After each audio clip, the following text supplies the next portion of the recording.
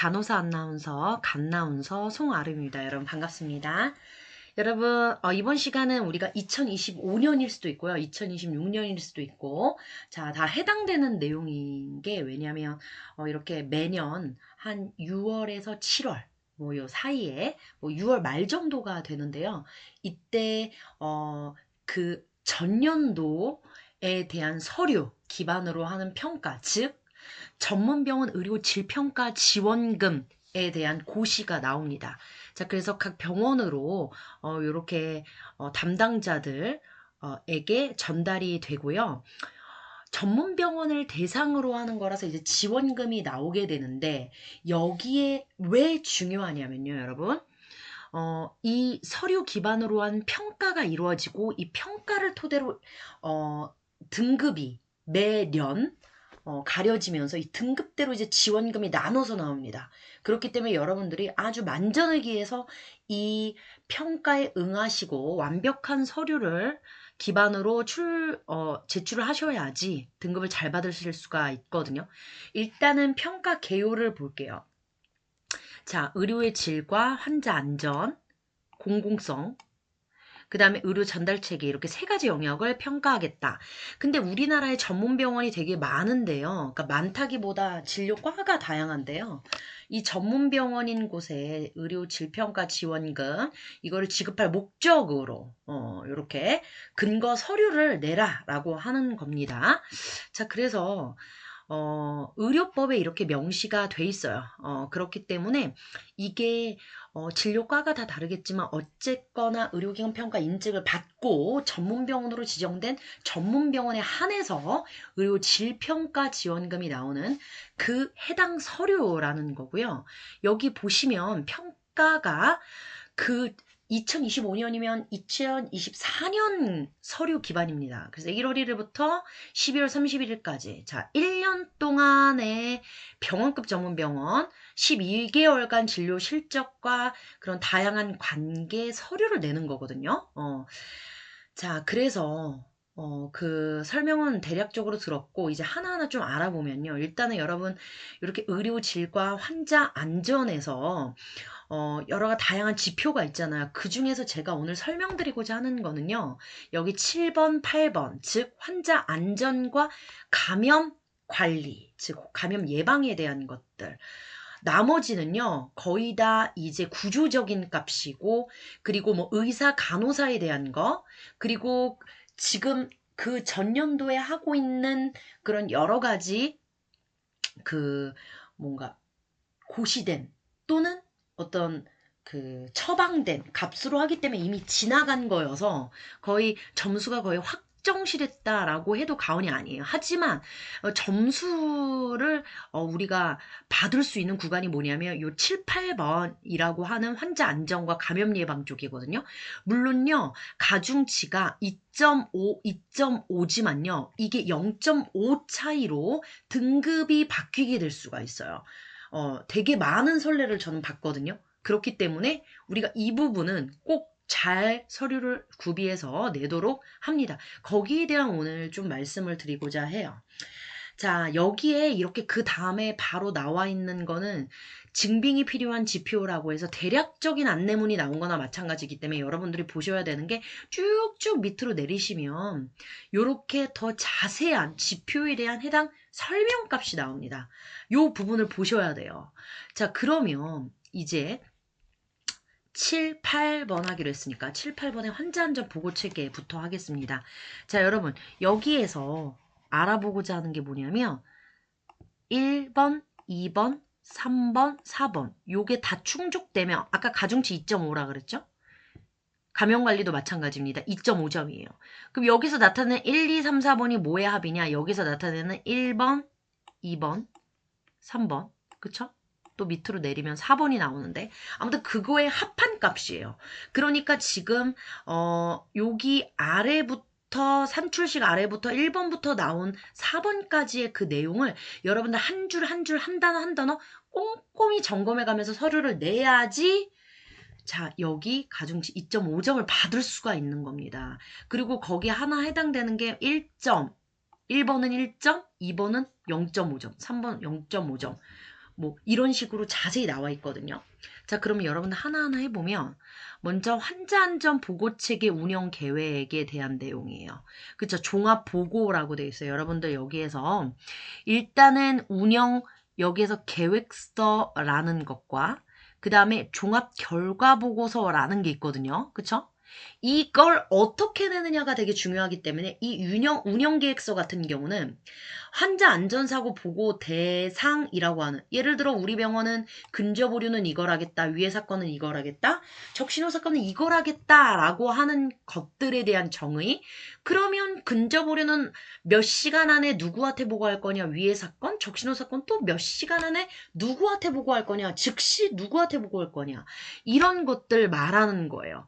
자, 그래서 제가 카페에다가는 예시문에 근거 아주 간소화된 그런 양식 본문을, 그러니까 원본을 갖다 올려놓을 테니까 여러분 참고하시면 될 것 같고요. 종합결과보고서 같은 경우는 여기 둘 다 환자 안전사고에 대한 거잖아요. 그러면 예를 들어서 연간이면 지금 2025곳이니까 2024년 기준의 연간이겠죠. 환자 안전사고 현황 분석. 예를 들어 근접오류 한 건이고, 자, 우린 낙상사고 한 건이다. 뭐 이런 식으로 적신호 사건 없다. 자, 그러면 거기에 대해서 뭐 낙상사고에 대한 거는 뭐 FMA를 했나?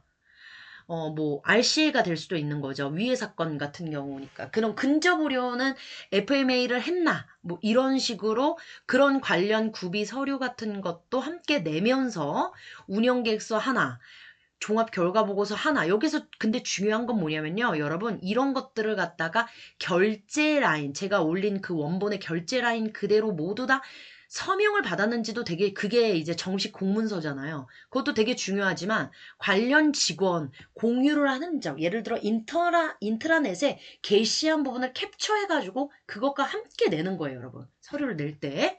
자, 그 다음에 2번으로 가면, 자, 0.5점 나와 있죠. 약물 투약 오류에 대한 거, 수혈 부작용에 대한 거요. 자, 투약 오류, 그 다음에 수혈 부작용. 그러면 수혈을 안 하는 병원에서는 미해당으로 하면 되는데, 투약 오류 같은 경우는 누구나 있을 어느 병원이나 해당 안 되는 곳이 없기 때문에, 자, 이런 식으로 분기별 최소 1회 이상, 투약 오류가 없다 하더라도 0건이라도 그렇게 해서 결제 라인 타가지고 내야 된다라는 거예요. 예를 들어서 1분기 약물 투약 오류 0건, 그래서 환자 안전관리실, 그 다음에 부서장, 뭐 QPS, QI 위원장, 병원장, 뭐 이렇게 서명을 받은 공문서 체계가 있어야 된다. 이걸 증빙자료라고 합니다. 이걸 제출해야 된다는 거고요. 자, 그 다음에 3번은 뭐죠? 3번은 잘못된 부위 시술 및 그 수술에 대한 거예요. 근데 여기는 이제 환자 안전과 관련되는 건데, 감염관리로부터 수술 부위 감염 보고, 요것도 받아야 돼요. 이거 두 개가 합해서 0.5점이라는 거예요. 자, 그렇기 때문에 보통 하나라도 없으면 0.5점 감점된다고 생각하시면 됩니다. 그래서 여기서 잘못된 부위 시술하거나 수술했다거나, 그 다음에 수술 부위 감염, 요게 0건이면 여기 2번에서 해당되는 것처럼 이 3번에서도 0건이어도 무조건 결제 라인 타서 보고서가 제출이 돼야 되는 거예요. 무슨 말인지 아셨죠? 그게 다 증빙자료 제출이 돼야 되는 거고, 자, 마지막은 낙상과 자살. 이것도 한 세트예요, 여러분. 이거 0.5점입니다. 자, 그러면 1번에 1점, 2번에 0.5점, 3번에 0.5점, 4번에 0.5점, 총 2.5점 앞에서 가중치 있다 그랬죠. 그래서 여기에서 요 1번, 2번, 3번, 4번이 합의되어서 여기 위에 있는 산출식이 완성되는 거죠. 즉, 얘네들을 다 충족을 해야 2.5점 받을 수 있다라는 거예요. 여기 보시면 낙상 같은 경우도 자살 같은 경우도 0건이다. 그러면 1분기, 2분기, 3분기, 4분기 서류를 다 0건으로 해서 보고 라인 쫙 타서 제출한 보고서가 있어야 된다는 거예요. 이게 또 역시 증빙 자료라는 거죠. 여기에 자세히 나와 있잖아요. 환자 안전사고가 발생하지 않더라도 0건으로라도 분기별로 보고돼야지 인정된다라는 내용이 이 내용이에요. 자, 그래서 제가 자세하게 설명을 드렸어요. 자, 앞에서도 말씀드렸지만 기준 시점은 2025년 곳이기 때문에 그 전년도인 1년치에 해당되는 2024년 1월 1일부터 2024년 12월 31일까지 1년치입니다. 자, 그럼 감염 7번 이렇게 해서 완벽하게 점수를 받았다 하면 8번도 2.5점이기 때문에 완벽하게 점수를 받으려면 일단은 감염도 마찬가지예요. 요 환자 안전처럼 산출 시기 1번, 2번, 3번, 4번 같은 경우 합쳐서 2.5점이라는 건데 그 중에 첫 번째 1번이 뭐냐면요.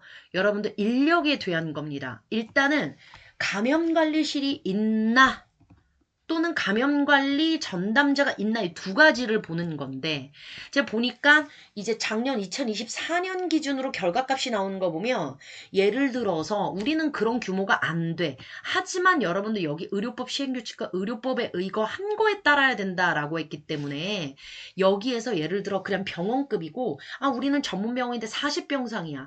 그런데 감염관리간호사가 주 40시간이 아니야. 그런 경우 0.5점이 삭제가 됐어요. 그래서 0.5점이 깎이면 2점으로 해서 등급이 나뉘는 경우도 저는 봤습니다.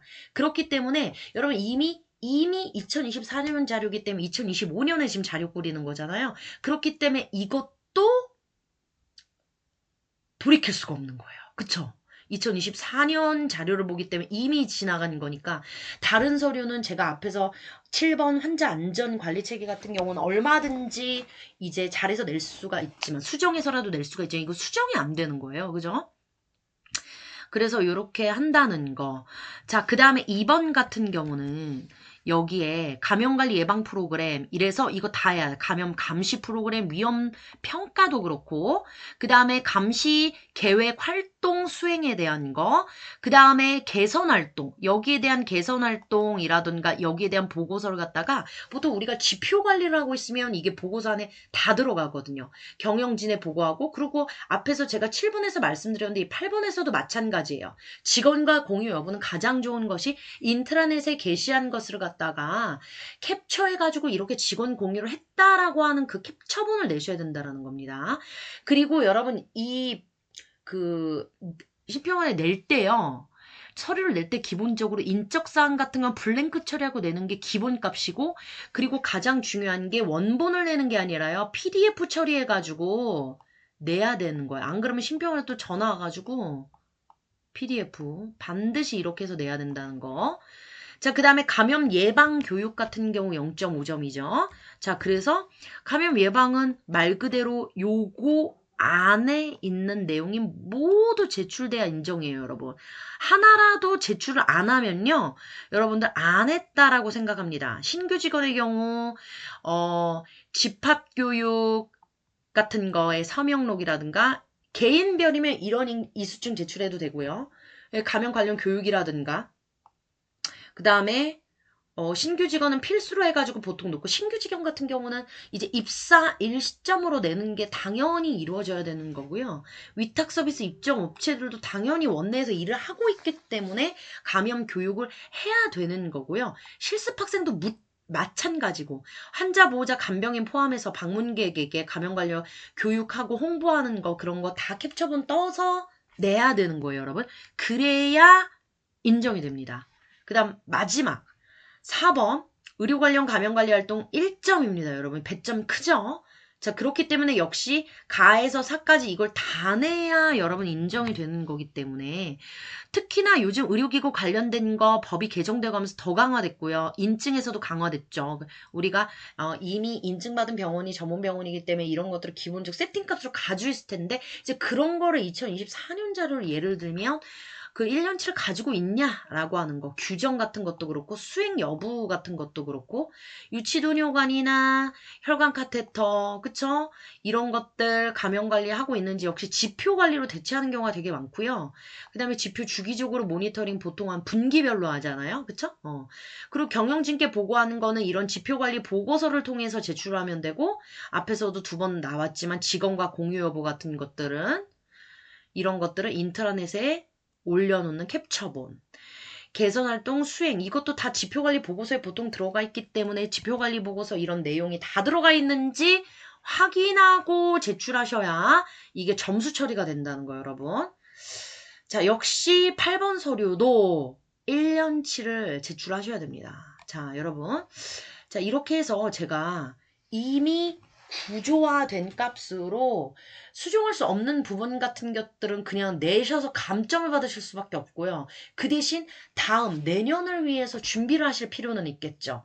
그런 것들 때문에 요번에 이게 지표값으로 들어와 있기 때문에 우리가 반드시 다음에는 점수를 받기 위해서는 이런 것들을 세팅하셔야 된다. 인력을 더 뽑으시고 이런 관리를 하셔야 된다라고 하는 우리가 참고치로 이렇게 보고를 할 수가 있겠지만 여기에서 가중치에서 점수가 깎인다라고 하는 거는 이렇게 심평원에서 이미 평가 등급을 고시하기 전에 경영진에게 우리가 미리 말할 필요가 있는 거예요. 안 그러면 다 여러분들 탓이 됩니다. 자, 그렇기 때문에 제가 그런 것까지 다 알려드린 이번 시간은 여러분들이 되게 지금 시기에 궁금해 하시는 전문병원에 한해서 의료 질평가 지원금이 나오는 그 연간 서류에 대한 점수 잘 맞는, 등급 잘 받는 방법, 짧게 여러분들께 핵심 간단하게 노하우 전달드리는 시간 가졌습니다. 자, 여러분 이상으로 갓나운서 송아름이었고요. 여러분 앞으로도 더 여러분들이 궁금해하시는 자료,